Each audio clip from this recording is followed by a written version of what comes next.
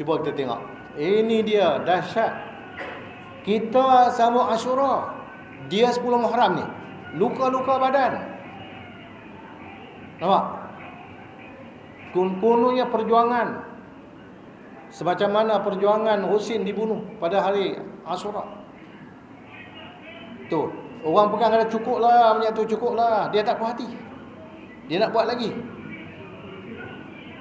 Akhirnya orang biak dia buat lagi. Dia pegang macam pisau, dia buh tali.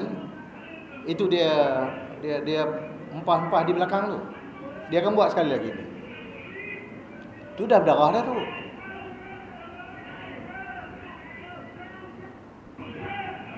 Dia nak buat lagi. Masya Allah. Perjuangan ni, Husin lah ni. Ya Husin, ya Husin. Ya Husin, ya Husin. Ya Husin, ya Husin. No.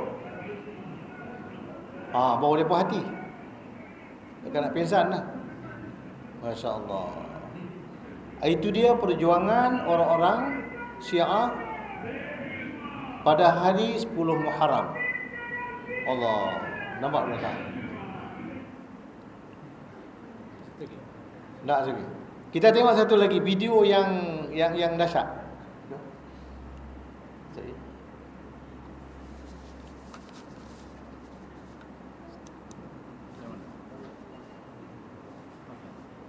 Jumpa yang saya minat.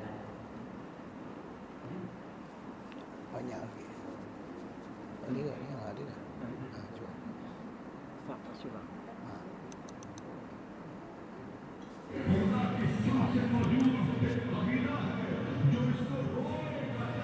Itu dia, ayat surah ayat tu.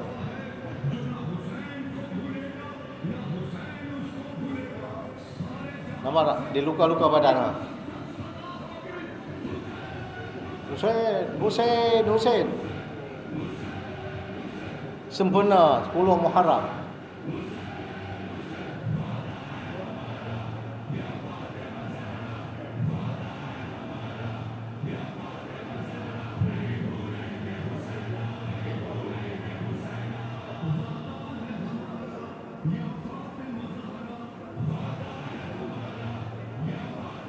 Tiap-tiap tahun berlaku.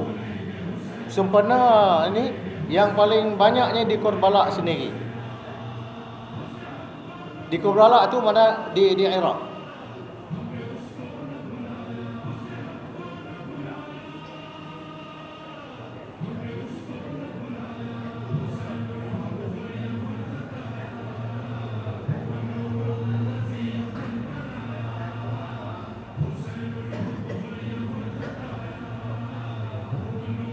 Dia bukan tai pusat.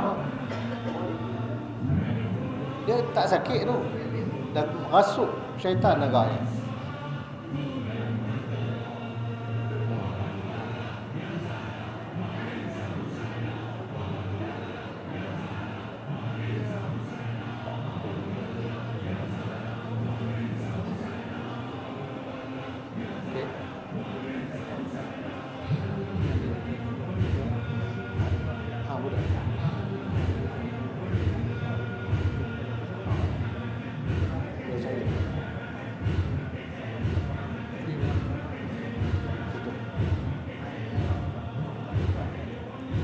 Ada satu video yang dahsyat, budak duk dukung dia pergi luka kepala.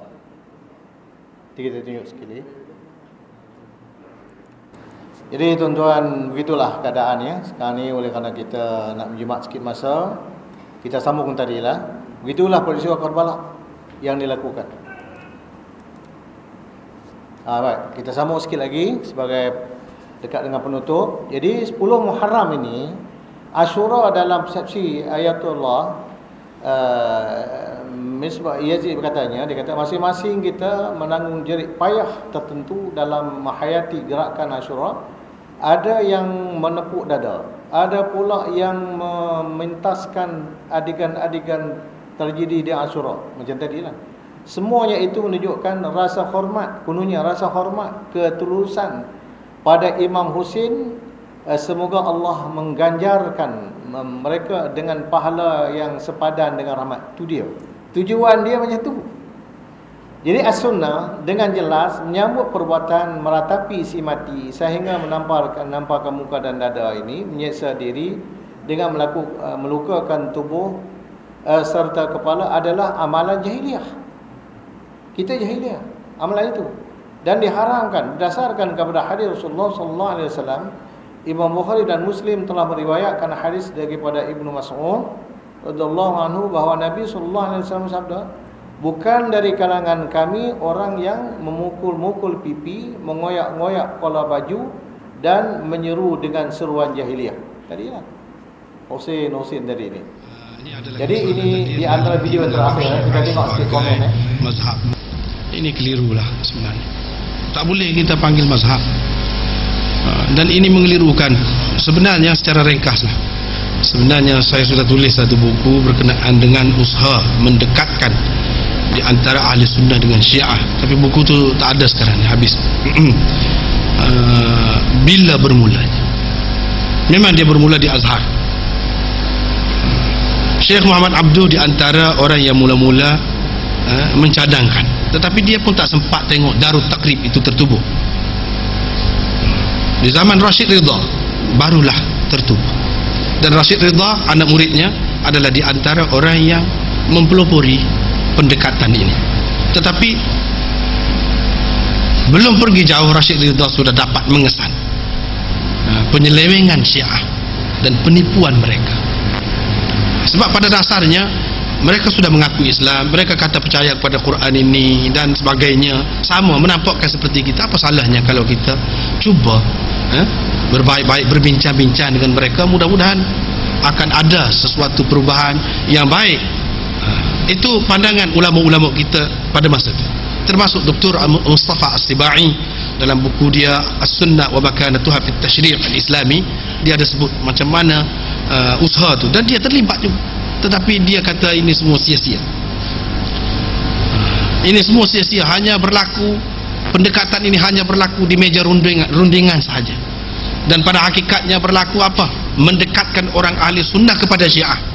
Adapun di tempat mereka tak pernah ajarkan seperti yang diajarkan di Azhar itu secara terbuka, sebagai fiqh Ja'fari ke apa semua, tak ada.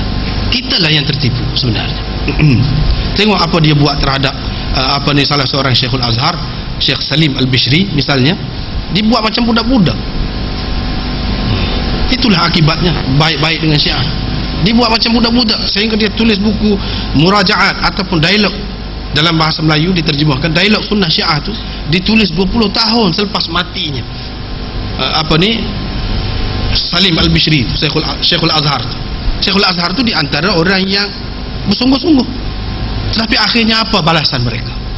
Balasannya dia buat Syekhul Azhar tu macam budak-budak. Yang bertanya, kalau tuan-tuan baca buku tu tahulah macam mana. Nampak dangkalnya, rendahnya tahap ilmu Syekhul Azhar. Dia nak menunjukkan kepada orang ramai, macam ni lah orang ahli sunnah. Apa guna berbaik-baik? Sudah ada bukti banyak dalam sejarah, tak ada guna. Lebih baik kita jelas saja, tidak mazhab. Maka dia adalah satu agama, bukan mazhab. Kalau orang cuba mengatakan mazhab, itu mengelirukan. Mazhab macam mana kalau sampai kafir kita tak percaya kepada Imam 12? Mazhab lain, kalau mazhab Maliki kita tak boleh kafirkan dia kerana perbezaan dia dengan kita. Sebab perbezaan di antara kita dengan mereka hanya dari segi furu'. Ini bukan perbezaan furu', perbezaan usul. Tak boleh bersatu.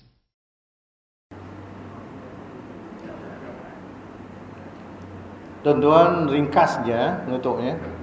Tanda-tanda seorang itu yang digeruni, dipengaruhi, terjebak dengan Syiah ini, antaranya sentiasa memuja Sayyidina Ali dan melebihi beliau daripada Sayyidina Abu Bakar dan Umar.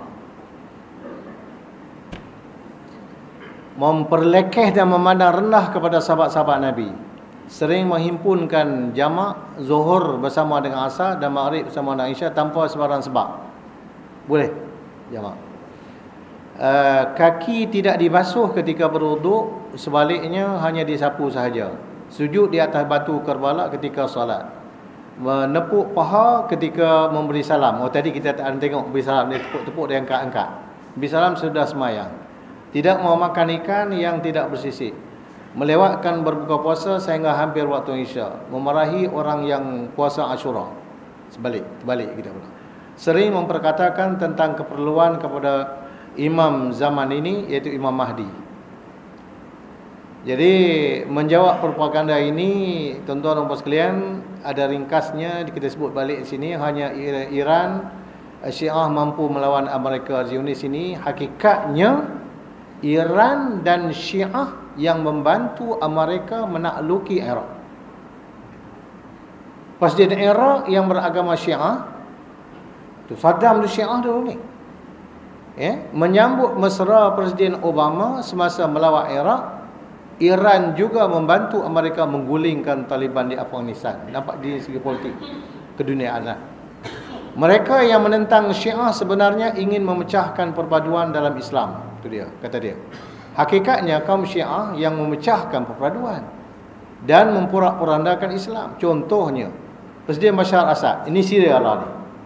Bashar Assad Syria, yang beragama Syiah Alwiyin, membunuh sewenang-wenangnya rakyatnya yang Sunni macam kita ni, Sunnah wal Jamaah. Puak Hizbullah yang menyusup masuk ke Syria untuk sama-sama membantai kaum Sunni, dan Iran membekalkan senjata pada Syria.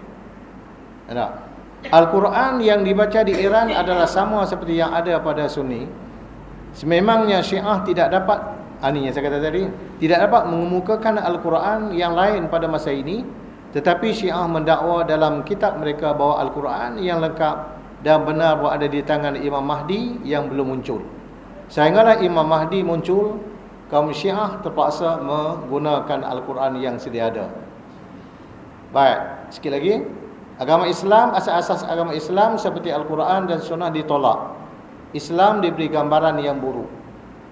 Kerajaan pula, jatuhnya kerajaan seperti Iraq dan Iran, umat Islam Ahlus-Sunnah akan dizalimi, diinai dan didiskriminasi.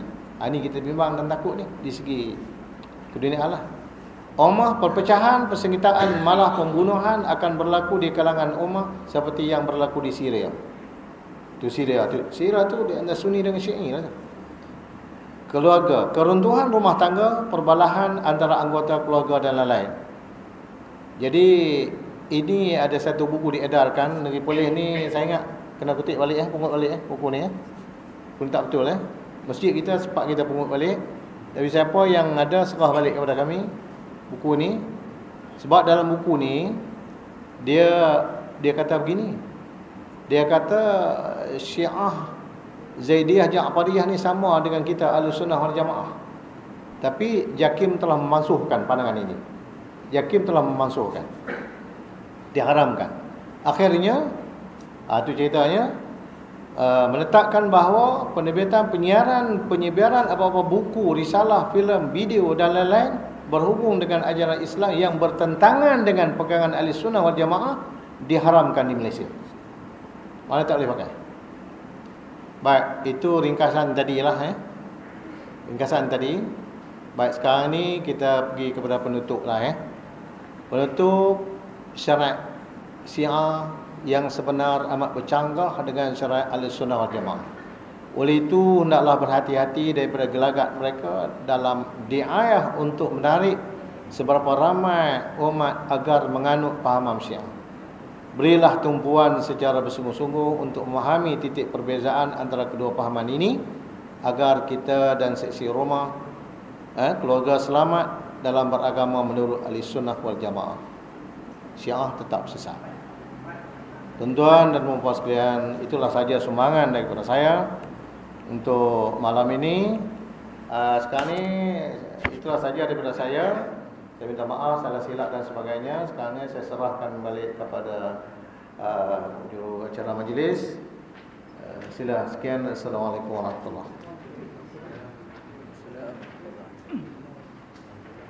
Majlis dengan itu mengucapkan jazakallahu khairan kepada Imam di atas paparan slide dan juga video yang memberikan kita secara keseluruhannya berkaitan dengan perbezaan di antara pegangan Syiah dan juga pegangan pada berbandingan dengan sunni atau sunnah.